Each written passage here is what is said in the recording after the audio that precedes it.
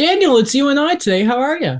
I'm good. It's like it's we're doing that rhythm of the rotation again. Remember when there was always just two of us each time? What was that like last month where it was Ye- like I was gone for an episode and Alex, then you. Yeah. Mm-hmm. So it reminds us of when we first started the podcast and you were away and it was just It Alex was. for like the first Yeah. 100 episodes. It's funny to think we're not far from 300, I think. No, we're not. We're almost there. Well, that's a lot of podcast. What are we That's a gonna do lot for of hours. 300? I don't know. Invite Jared, what's his name? Gerald Butler, Gerard Butler. Get it? Gerard Butler. The guy who played on the I United. got it. I Uh, got it. Hey, 300 pound. 300. Hockey, though. Hockey. First off, Mm-hmm. this is the most important thing, not the Bruins. We're going to get to that in a second.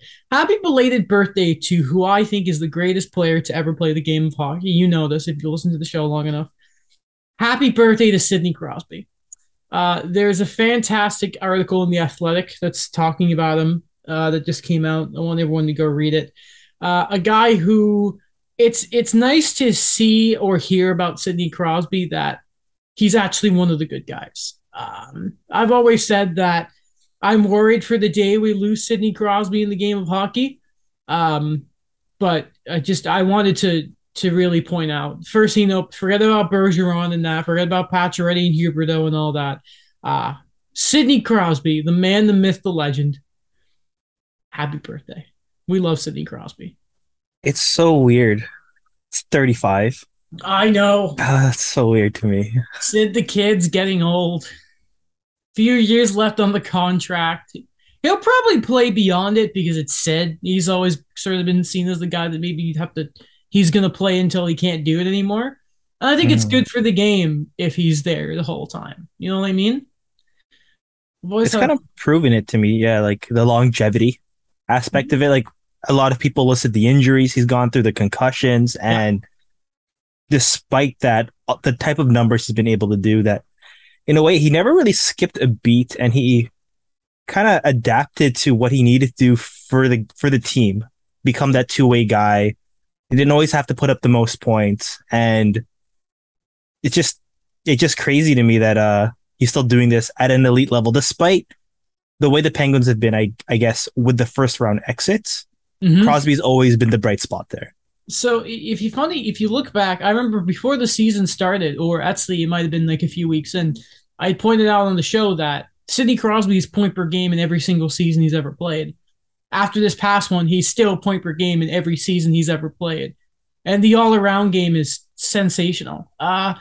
He's a model player. I don't think I really need to tell people that. There are a few hockey players that are bigger than the game itself. Wayne's up there, obviously. I don't know how many more there are, but Sidney Crosby to me has always been up there. I have legit all the respect in the world for the guy. And you know what? I remember a couple of years ago, I tried to watch more Edmonton Oilers hockey to appreciate Connor McDavid.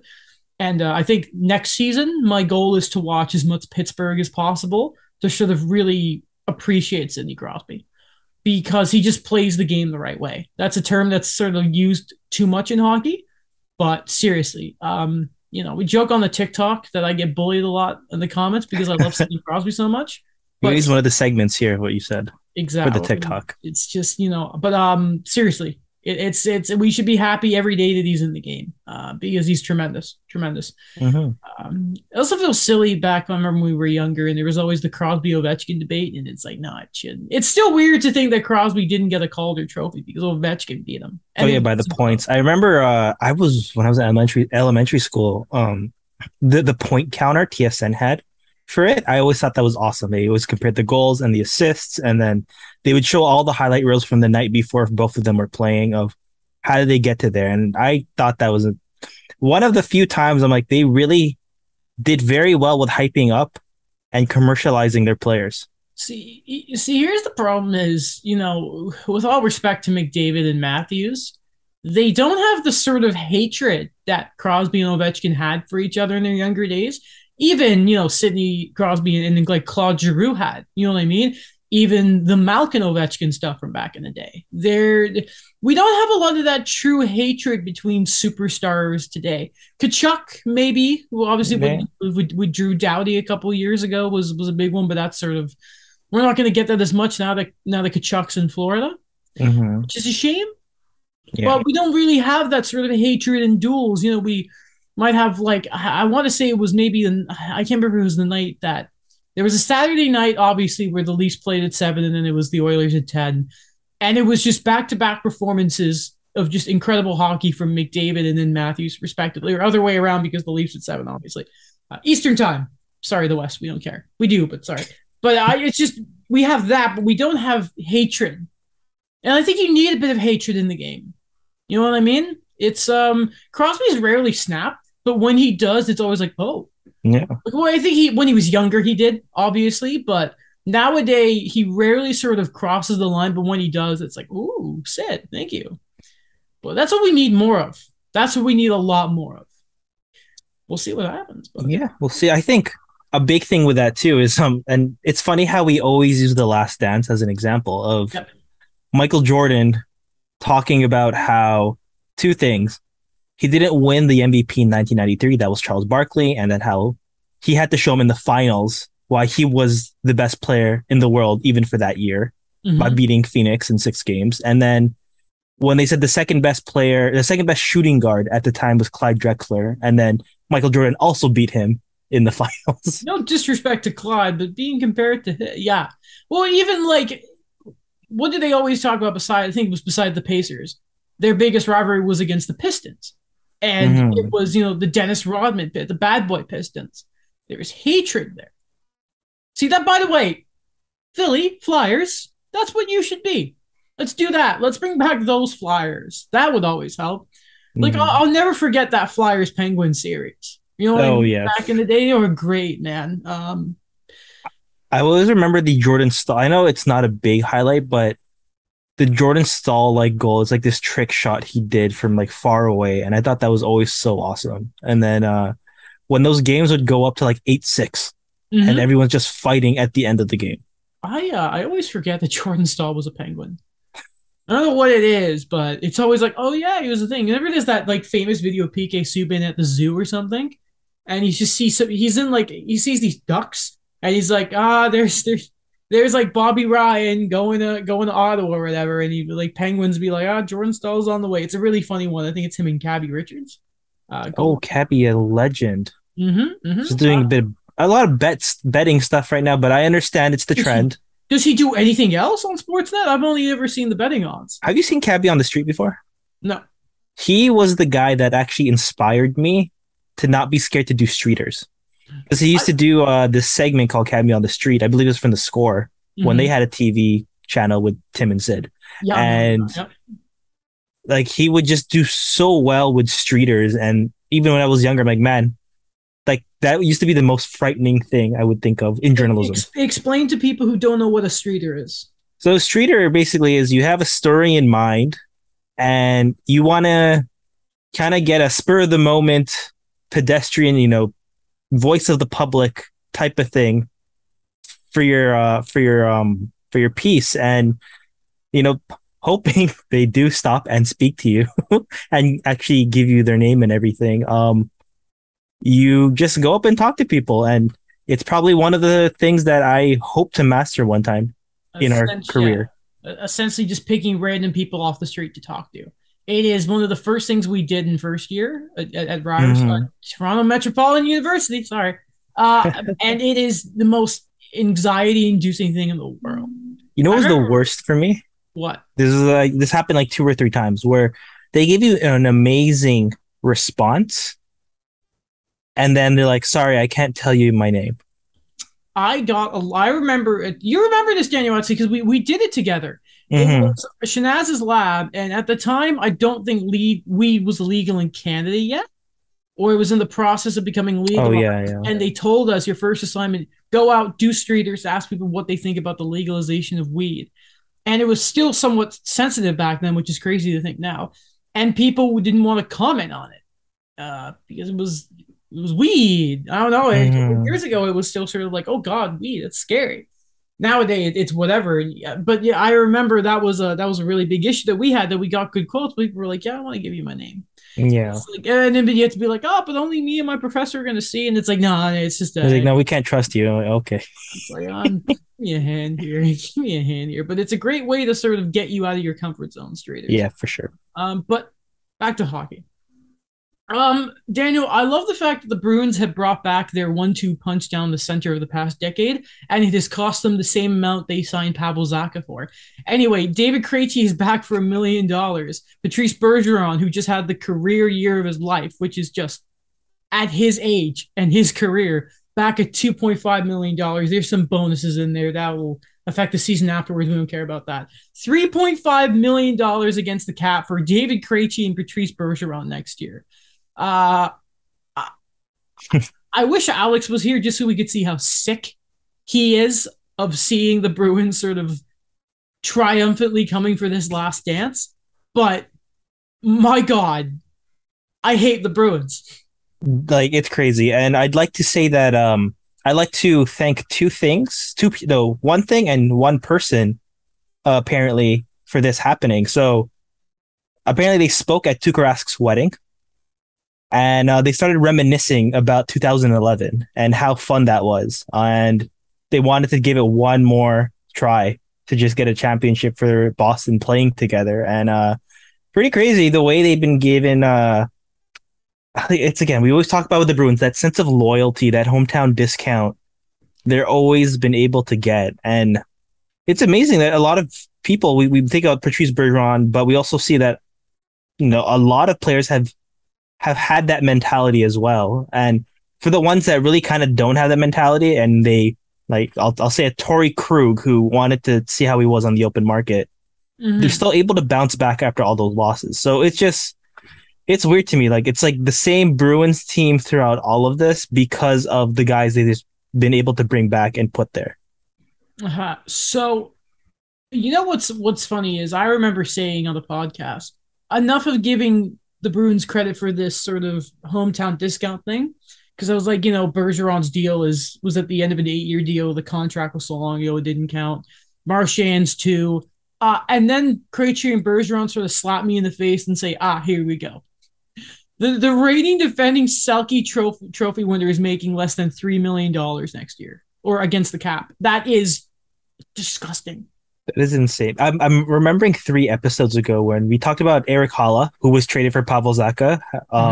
How we were mentioning what's going to happen when Bergeron retires. Like, Erik Haula becomes their number 1 center. Or last year, where they said we talked about how they don't have a real second line center, and then they got their 2 top line centers back, and they took a flyer on Pavel Zacha. He could play the wing. He was drafted as a center, and I just have this strong feeling that at 25, at what he's been able to produce on a bad Devils team, the way Boston has been able to mold guys the way they do, I sense a bounce back season from him.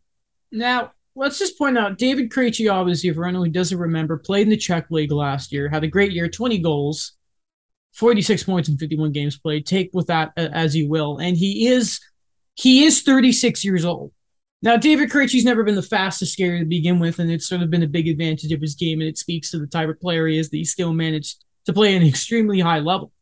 But what sort of helps here for the Bruins is we know that they were going to be injured for the start of next season. We know that. But all of a sudden, having the support of Bergeron and having Krejci back there is going to be massive for the start of the season. Not to mention, Krejci coming back might have the best sort of line mates he's had. Remember the joke used to be that David Krejci never had any good line mates? Let's say that because obviously a lot of the time last year, the perfection line wasn't actually together. So let's just say that it's Krejci, and let's just throw a random thing. Let's say it's Jake DeBrusk and David Pastrnak. And then you have Taylor Hall or Craig Smith, because I know it cycles around. Or you just have the perfection line together, and then you have DeBrusk, Hall, and David Krejci.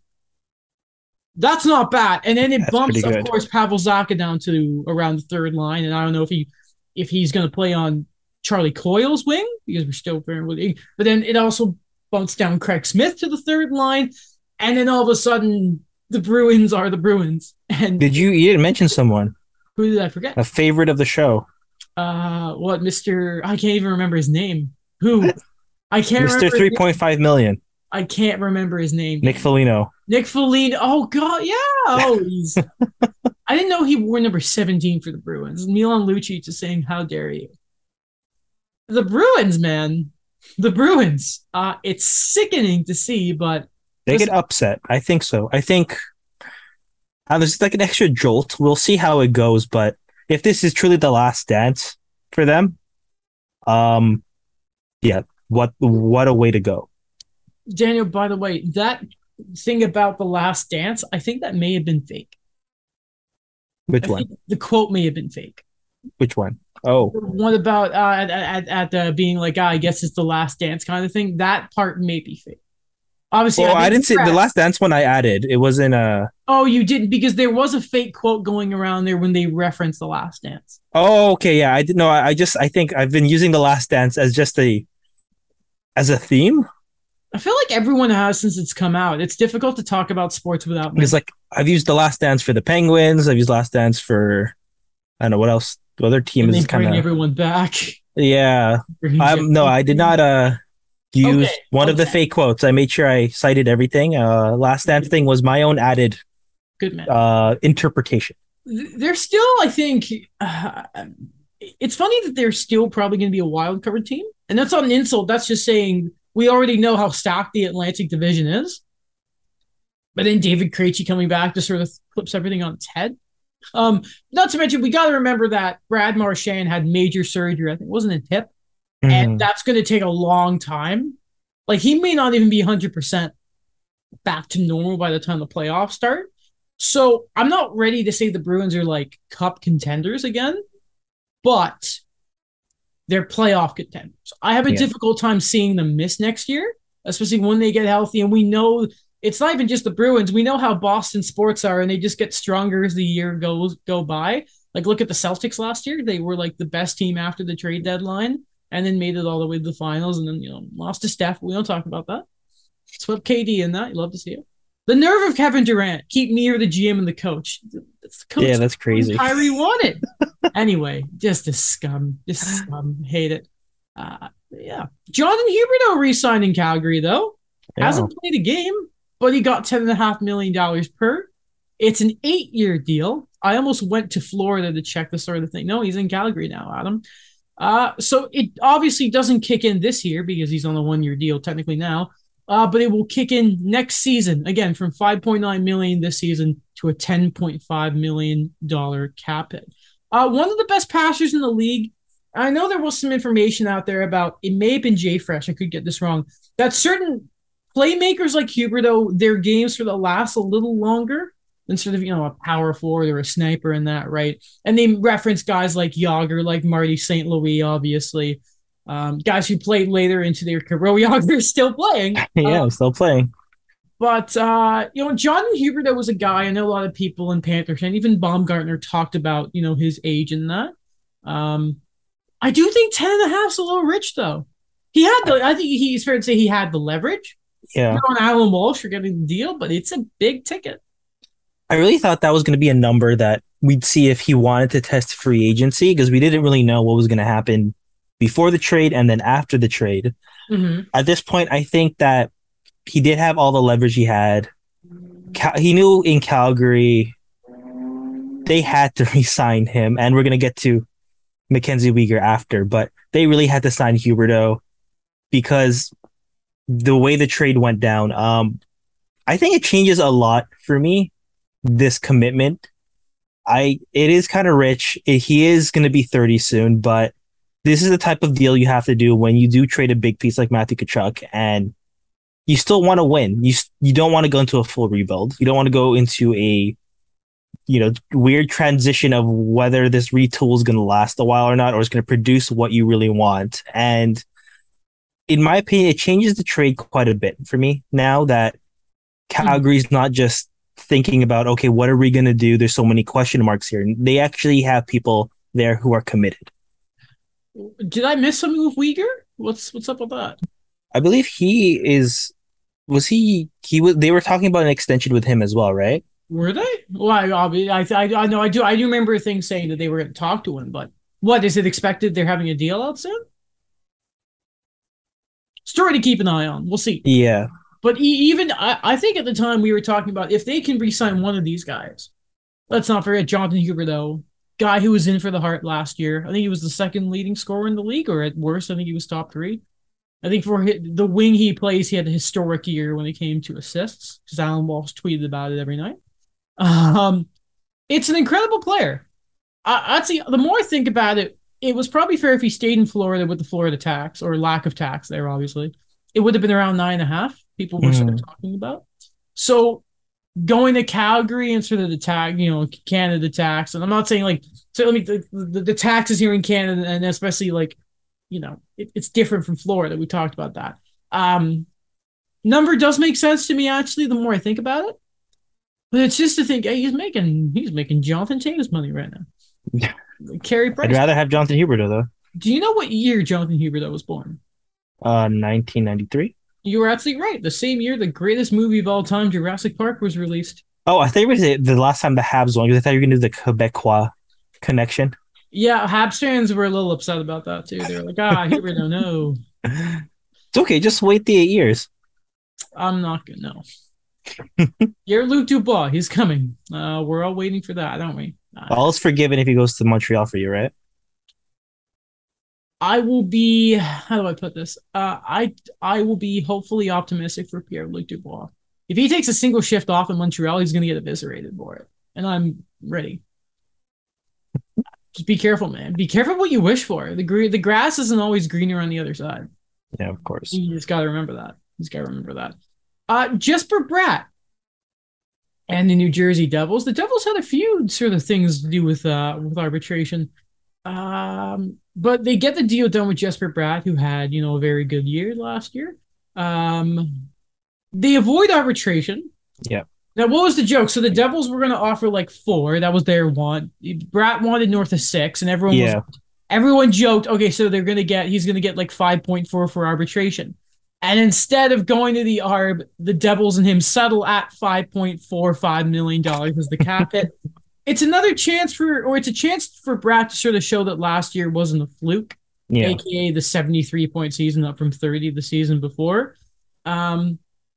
This has sort of been a very contentious thing this season, the negotiation between Bratt and that.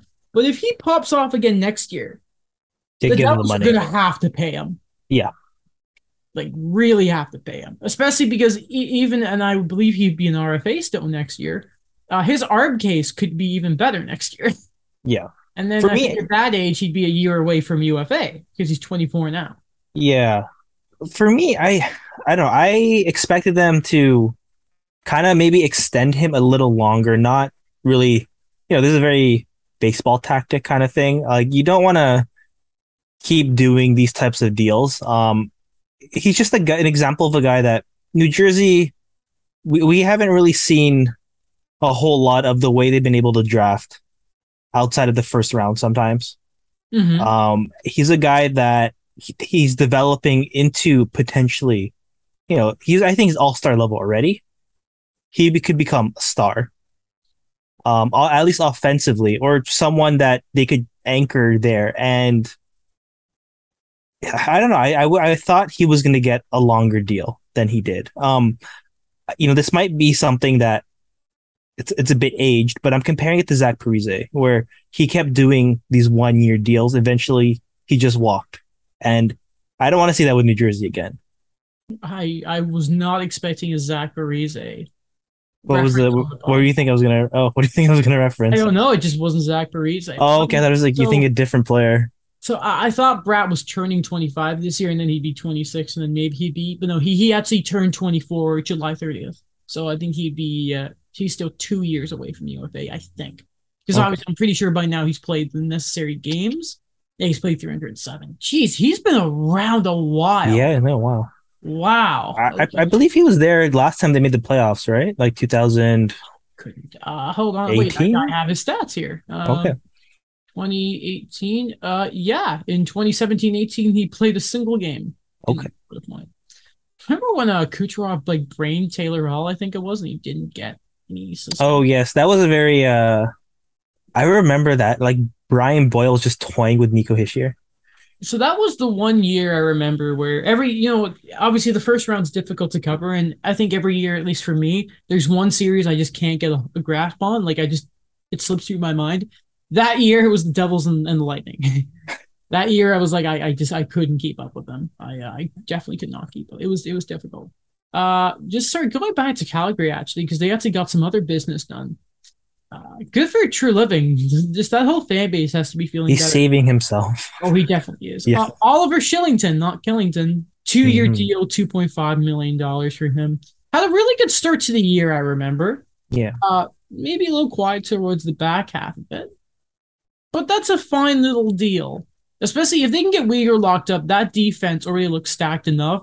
And sort of maybe having him in a more sheltered, deeper role wouldn't be the worst thing. No. I like it. I think he's a guy too that he was committed to staying in Calgary. He's someone that will help with the depth. Not a lot of question marks, I think, on their defense. Like we just think about Yusuf Velamaki and where they're going to really place him now because he played in the he went back and forth. So it's just solid for me. I think he's got to be seventh guy. Look, because obviously they love Zadorov. Yeah, And that's then such a Daryl Sutter guy. oh yeah, 100%. But they're looking good. But the big one there too, Andrew Mangiapane gets a 3-year deal, $5.8 million. Another guy who had a really hot start to the year, if you remember, I think it Yeah, was at one point. Like, he was right there in the Rocky conversation. Still finished the year with 35 goals, which isn't bad. But I do believe this walks him to free agency at the end because he's 26 now. He feels a lot younger than that. yeah, he was a late bloomer. I remember. Sixth round pick took quite a while, and then I guess like the last 2 years was his breakout party that he had the World Championships, the way he's been able to really mold his game in Calgary, and a lot of pressure there, I think, with this deal because essentially what he takes Johnny Gaudreau's minutes. I think that's Huber, though. I think it's more Kachuk. Yeah. He probably tries to take a bit of. Okay. Maybe. Uh, We'll see. you can look at it. I love mentioning this. I remember when it was that big free agency, when it was all the RFAs like Rantanen and that, right? The Marner year.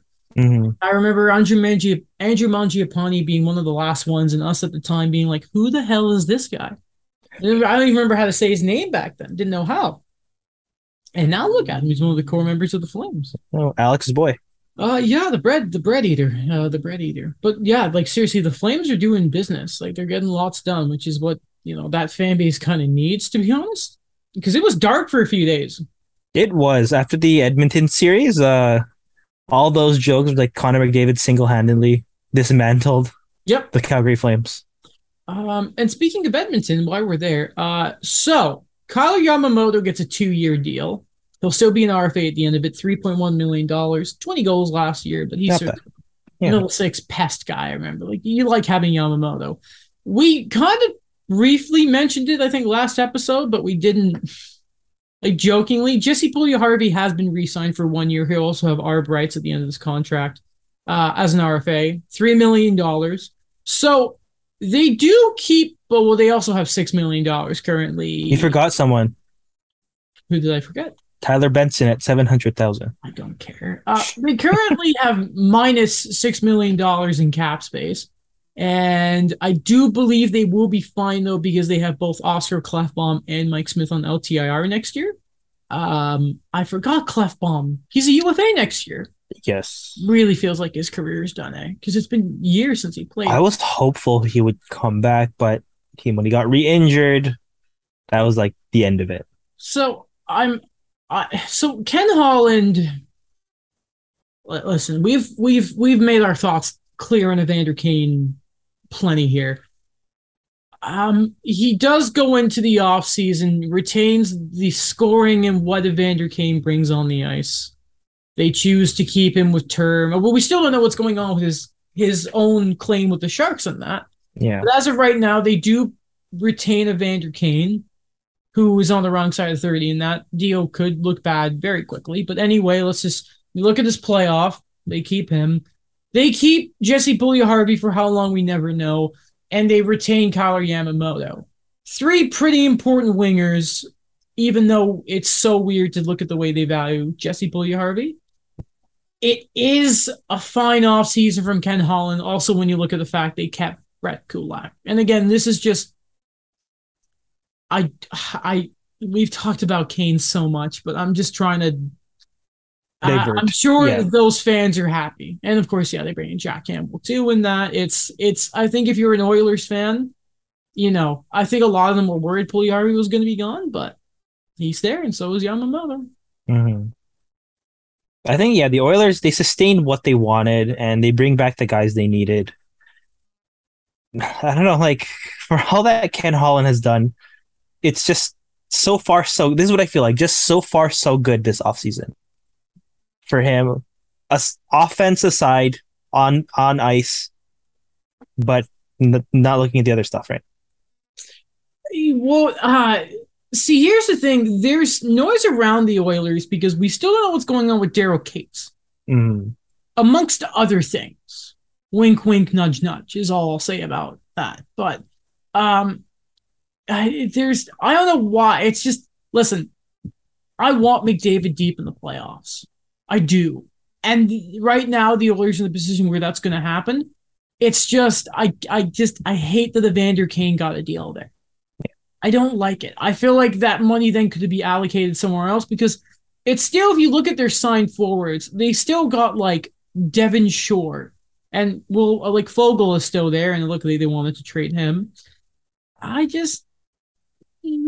They're obviously, we saw what McDavid did and got them to the conference finals, right? Off the back of subpar goaltending from Mike Smith. Do they have enough, though, to really put them over the edge and beat the sort of heavy contenders, not even just in the West, but some of the big guys in the East? I don't think they're there yet.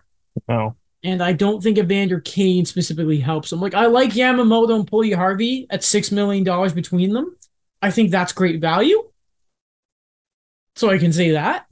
But, there's a lot. It feels to me that it was more of, okay, we were able to find something that clicked, and I'd rather have what we saw already than potentially think not have this and do better. Because I think at this point, if you got McDavid far enough into the conference finals, if you got someone that could actually score with him, if you got these guys you already drafted that, they're solid around the lineup, why rock the boat at this point? It's just, that's what I'm thinking, that why not strive for better? They're thinking, why not strive for better to go against the heavyweights when we know that we're pretty solid where we are at right now, and just hope for the best. If we're going to talk about certain contracts and that, would you like to quickly look at Dom Luszczyszyn's top 10 worst contracts in the league 2022 edition? Yes, I know one of them is going to hurt you, Adam. So it didn't bother me as much. It didn't bother you? Okay. Well, good. Well, first off, we're not going to go into the details of every single one because you go read the article. Even though if there's one rider whose stuff gets leaked, I think it's Dom's. Yeah.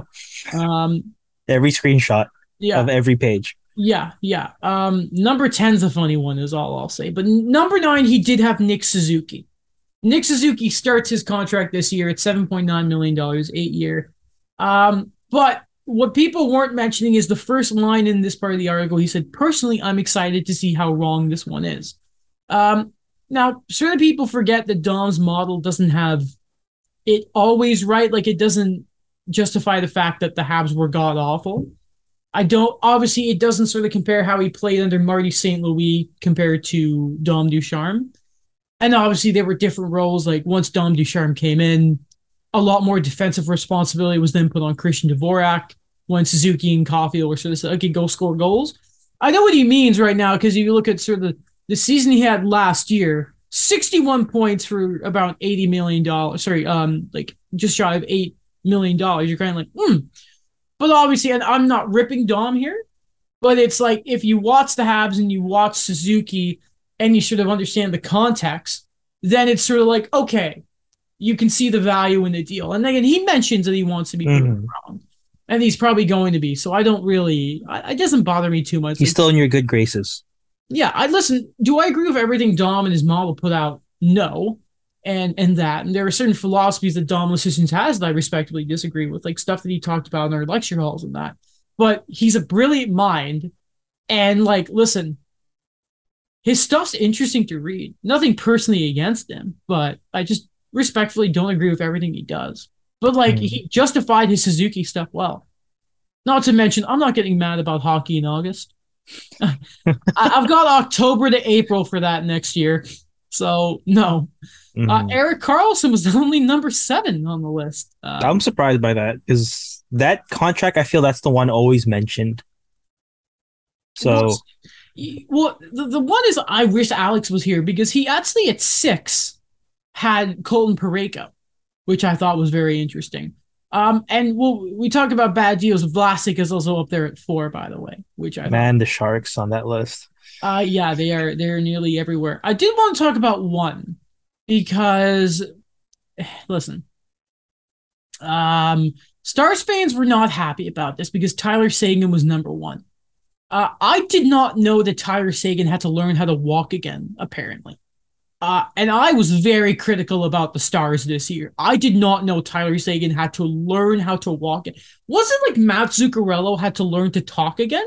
Yeah, it's like intense like physiotherapy they had to do and speech therapy. Yeah, so Tyler Seguin, obviously, I think next year, salary-wise, he's the highest paid player in the league, actually. Yeah. It's like 9.9 for 5 more years, I think, is his deal right now. And Sagan's been hit by injuries for a couple of years, too.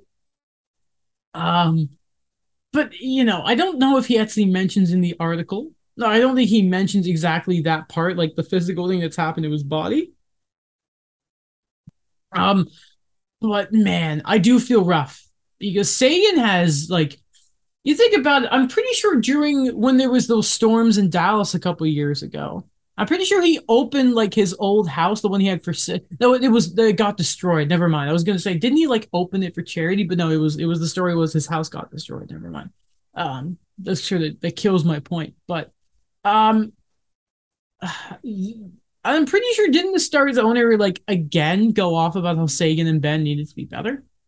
Yeah, where they were supposed to be the leaders of the team. And I think the Stars, they've been lucky or they just been very calculated with the other guys that were making up for the production, like Rupe Hintz, for example.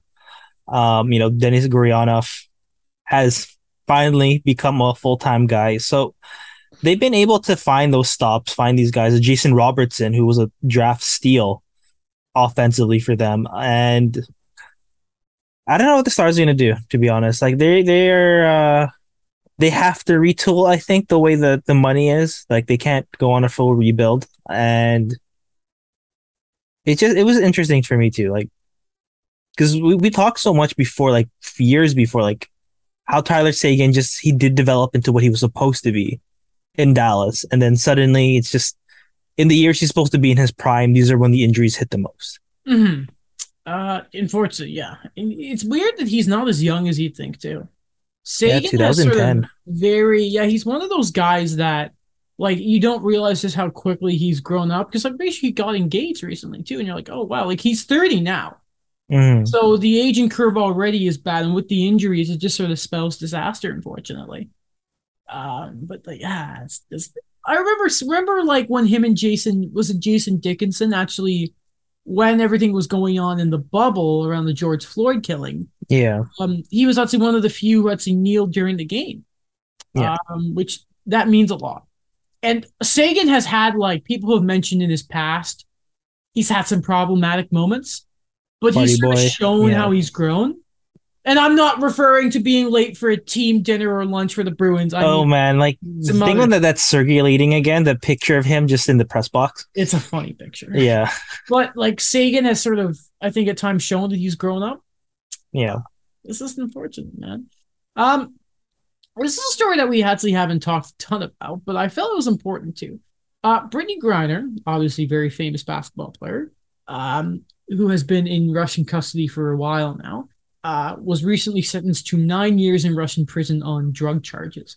Obviously claimed that she inadvertently brought in the vape cartridges with cannabis oil. Now, the thing is, I wouldn't be surprised if stuff like if the sort of situation in her captivity has changed just because of the way the world is right now. If it Mm-hmm. changes, but as of right now, I don't think I need to tell you or anyone listening how detrimental it is to be in a foreign prison for at least 9 years. I'm Yeah. saying at least because it's Russia and everything going on, and yeah, an American sports star, and we all know what Vladimir Putin is all about when it comes to the world of sports, especially against the Americans. The guy's never been a stranger to be sports mean a lot to Vladimir Putin.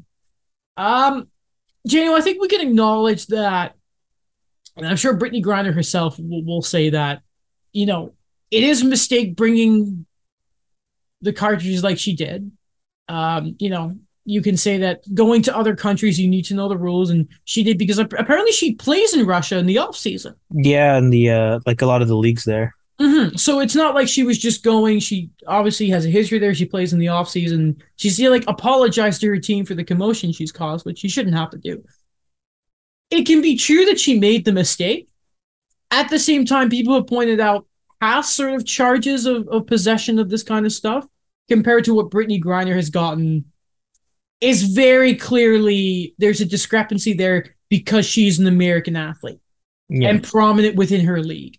Both things can be true, and I think she made a mistake, yes, but let's also not ignore the fact that there is that Russia are very much putting this on for extra effect and just quite frankly being very inhuman about the whole thing.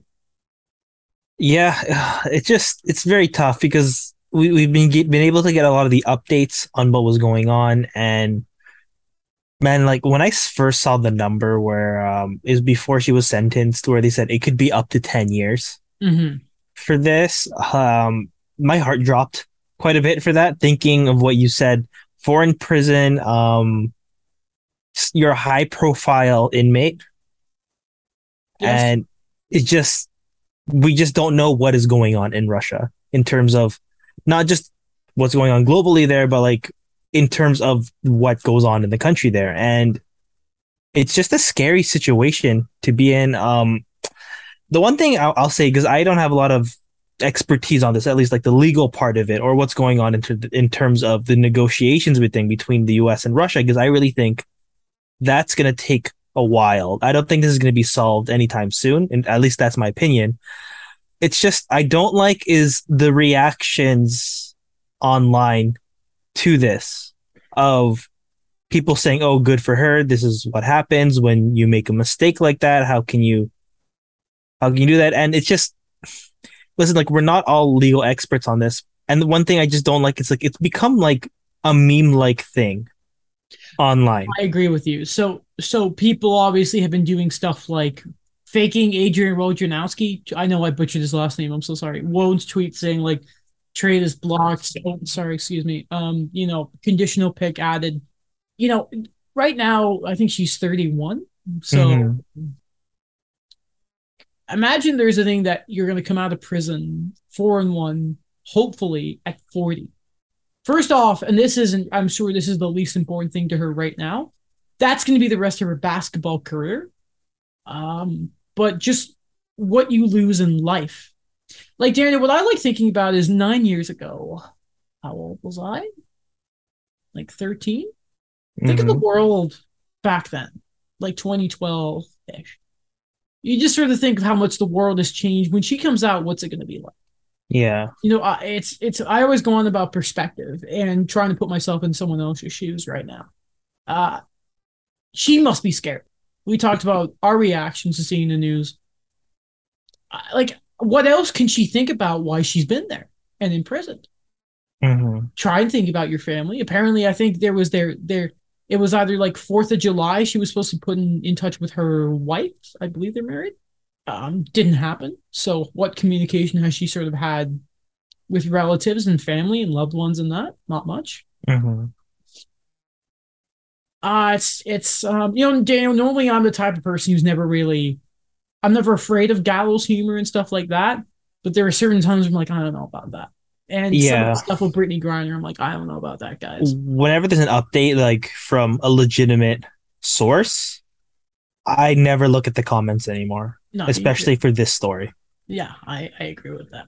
Um, tough to move on from, but we should. Mhm. I think we're gonna wait a little bit more to talk about Brendan Moore stepping down in Hockey Canada, not Rod Brendan Moore, obviously, because people were thinking that. Just because it feels like maybe more is coming. Yeah. But and there was some stuff to do with a few weeks ago about like Hockey Canada leadership coming down and Daniel, I don't know if we can talk about the World Juniors, like the actual games coming up. Like I don't know if we can. Yeah, it's really tough for me because like I guess on the individual level, just I am the biggest Mason McTavish fan on this podcast. And the fact that he's the first line center, I want to get excited about that. Or you'll see a guy who I've spoken about several times that it was unfortunate in the bubble he gets injured, doesn't make the team, Tyson Forrester. Well, And other guys too, like they're getting their chances right now. We talk about Joshua Waugh, and it's hard for me to really get excited like the same way I was before. I've said it before on the podcast. I apologize for any listeners that I had that real junior bias. I had that nostalgia, that fandom for it, and it's just so weird now to say to just go back and say, okay, let's talk about the games. think of it like this, right? Is when you mention the names, Ducks prospect Mason McTavish, Habs prospect Joshua Waugh are both on the line with Connor Bedard. Anaheim and Montreal, two teams, realistically could have a real chance at Connor Bedard next year. Mm-hmm. We should be frothing at the mouth talking about that. But it's just everything around the World Juniors right now is just sort of, it's tainted by Hockey Canada and sort of the alleged actions against sort of, or the allegation, let's say, against past sort of teams and members, I should say, players. It's just sort of right now there's a sort of cloud around them. So, yeah. Actually, do you know what, Daniel? I'm gonna go get my phone. I don't know if it was just Alex and I or you, but remember how when all this stuff was coming out with Hockey Canada, and they said there was one person who had been involved in 4 different allegations, 4 different settlements of Hockey Canada. Oh, I couldn't remember. I think I remember we were talking about this. Yeah, I've screenshotted it on my phone. I'm just gonna go grab it because I wanted to mention it on the show. One of the things, it was an Ottawa coach. I don't think like a Senators coach, but I think it was an Ottawa-based coach. Let me find it. Oh, goodness gracious. I'm just going through. Lawson Crouse resigned in Arizona. We don't have time to talk about that, so maybe next time. The Habs, by the way, Kirby Dach may be announced later, depending on when they can put Paul Byron in LTIR. I wanted to do a thing with a goalie thing, but it wasn't the right time. Pacioretty, too. I think we can wait. Rich Clune. So this is from Rick Westhead. Found the screenshot. Ottawa hockey coach Kelly Jones was sentenced to 8 years in prison in 2014 for sexual assaults involving 11 victims over 3 decades. Hockey Canada told me Jones is the perpetrator who was mentioned but unnamed in government hearings this week tied to 4 abuse settlements worth more than $1 million. So that was his name. Yeah. So I wanted to mention it. Yeah. Kelly Jones was his name. You can sort of read articles out there. A bit difficult to read, but they are out there. Okay. Beside that, yeah, I think we can sort of wait. I wanted to have a bit of fun to end the show here, Daniel. And I think we can wait for Rich Clune and the Mark Dumont stuff when we have Alex here. Bit of a shorter episode, but just sort of go with the flow. So what I want to do here, Daniel, is I want to look at how many teams are going for the playoffs next year and how many teams are going for Connor Bedard. Okay. It feels like there's a bit of a discrepancy here. Okay? So, the Montreal Canadiens, Connor Bedard. The Coyote, Connor Bedard. The Kraken, I think they've gotten better. I think in the middle. I think they're trying to get better. We're going to know 30 games in.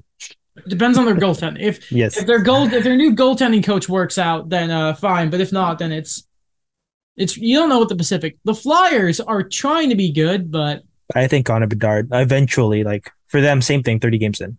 The Devils. Ooh. It's tough, eh? I'll say the playoffs. I'll be confident for a 3rd year in a row for them. I'll say they're going for the playoffs. Chicago. There, yeah. Connor Bedard. Yeah, the thing. It's Yeah, so Ottawa. obvious. Ottawa are actually trying this year, which is nice. Yeah, playoffs. Detroit have made moves to try, yeah. Yeah. I'm going on reverse order of the standings, by the way, from last year. Buffalo.